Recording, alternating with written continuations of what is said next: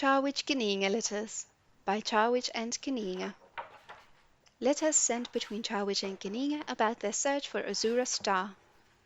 Book 3. 13 Last Seed, 3E 411, Wayrest in High Rock. My dear Koniinge, please forgive the quality of the handwriting on this note, but I have not long to live. I can only reply in detail to one part of your letter, and that is that I fear Baliasir, contrary to what you have heard, is very much real. Had he been but a figment of that caretaker's imagination, I would not be feeling life ebb from me as I write this. Lady Morling has sent for healers, but I know they won't arrive in time. I just need to explain what happened so that you'll understand, and then all my affairs in this world will be ended. The one advantage of my condition is that I must be brief, without my habitually ornamental descriptions of people and places. I know that you will appreciate that, at least. It started when I came to Wayrest, and through my friend Lady Morling and her court connections I was introduced to Baliasir himself. I had to proceed carefully, not wanting him to know of our design on Azura's star, which I presumed he possessed, given to him by his servant Hadwaf Neithwyr. His function in Queen Elisana's court seemed to be decorative, like so many of her courtiers, and it was not hard to differentiate myself from the others when we began conversing on the school of mysticism.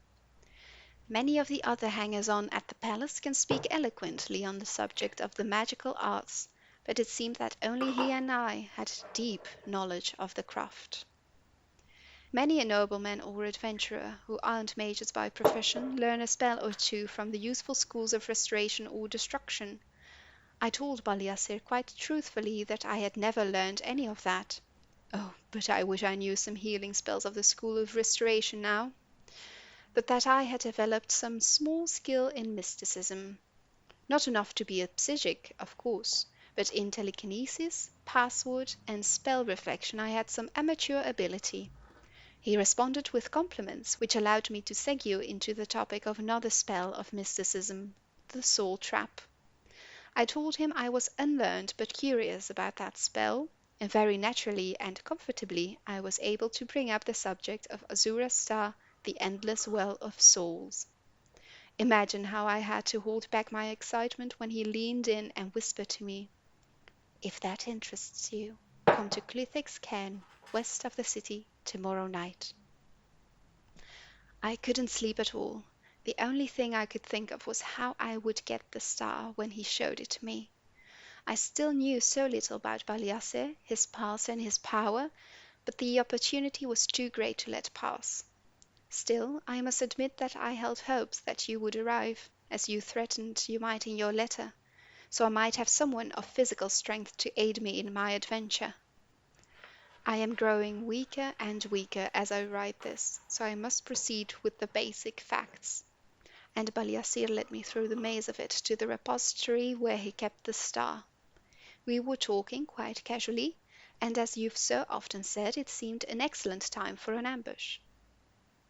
I grabbed the star and unsheathed my blade in what I felt was amazing speed. He turned to me, and I suddenly felt that I was moving like a snail.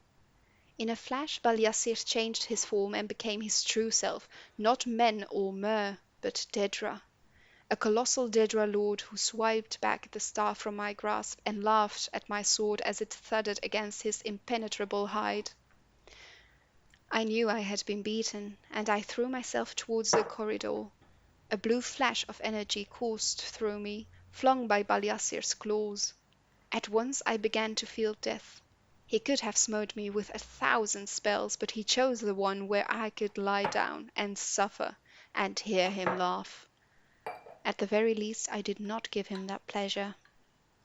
Already struck, it was too late for me to cast a counterspell of mysticism, one to dispel the magicka, reflect it, or absorb it as my own.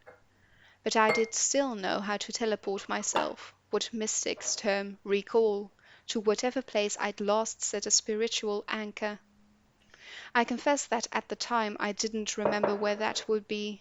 Perhaps in Boreana, when I arrived in the Iliac Bay, or in Kambria, or in Grimtry Garden where I met the caretaker, or my hostess's palace in Wayrest. I prayed that I had not set the anchor last when I was with you in Morrowind, for it said that if the distance is too great, one can be caught between dimensions. Still, I was willing to take that chance rather than being the plaything of Baliasir. I cast the spell and found myself back on the doorstep of Lady Morling's palace. To be out of the crypt and away from the Daedra was a relief, but I had so hoped that I had been smart enough to cast an anchor near a mage's guild or a temple where I could find a healer. Instead, knowing I was too weak to walk far, I beat on the door and was taken here, where I write this letter lying in my bed. As I wrote these words, dear Elisbetta, Lady Morling, came in, quite tearfully and frantic, to tell me the healers should be here within but a few minutes. But I will be dead ere they arrive. I know these are last words. Dear friend, stay away from the cursed place. Your friend, Charwich.